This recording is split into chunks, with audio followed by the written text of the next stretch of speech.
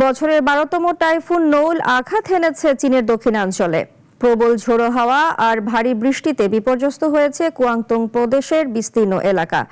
দুর্যোগ মোকাবিলায় সর্বোচ্চ সতর্কতা জারি করে হাজারো মানুষকে নিরাপদ আশ্রয়ে সরিয়ে নিয়েছে স্থানীয় কর্তৃপক্ষ। চীনের দক্ষিণাঞ্চলে আঘাত হেনেছে বছরের 12তম টাইফুন নৌল। রোববার ভোরে কুয়াংতুং প্রদেশের হুচো শহরের হুইতং কাউন্টিতে আছড়ে পড়ে শক্তিশালী এই টাইফুন।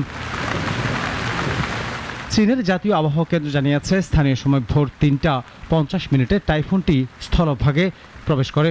এর আগেই শনিবার মধ্যরাত থেকে শুরু হয় প্রবল ঝড়ো হাওয়া ও মুষলধারে বৃষ্টি।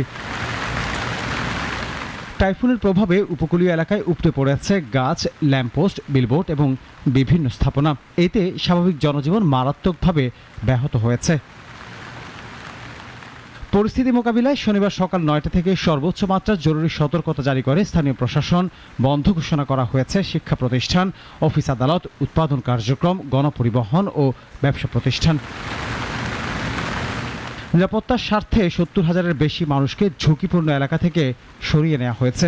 তাদের জন্য খোলা হয়েছে ৩০০টির বেশি অস্থায়ী আশ্রয় কেন্দ্র। এদিকে পার্শ্ববর্তী চিয়াং শহরের হুইলাই কাউন্টিতেও বইছে প্রবল ঝড়ো বাতাস। উপড়ে পড়েছে বড় বড় গাছ, ব্যাহত হচ্ছে যান চলাচল।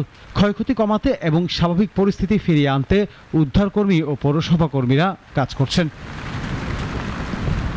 টাইফুনের প্রভাব এখনও পুরোপুরি কাটেনি, তাই ভারী বৃষ্টি ও দমকা হাওয়ার আশঙ্কায় দক্ষিণ চীনের বিভিন্ন এলাকায় সতর্ক অবস্থা বজায় রেখেছে কর্তৃপক্ষ। ডেস্ক রিপোর্ট, নাগরিক।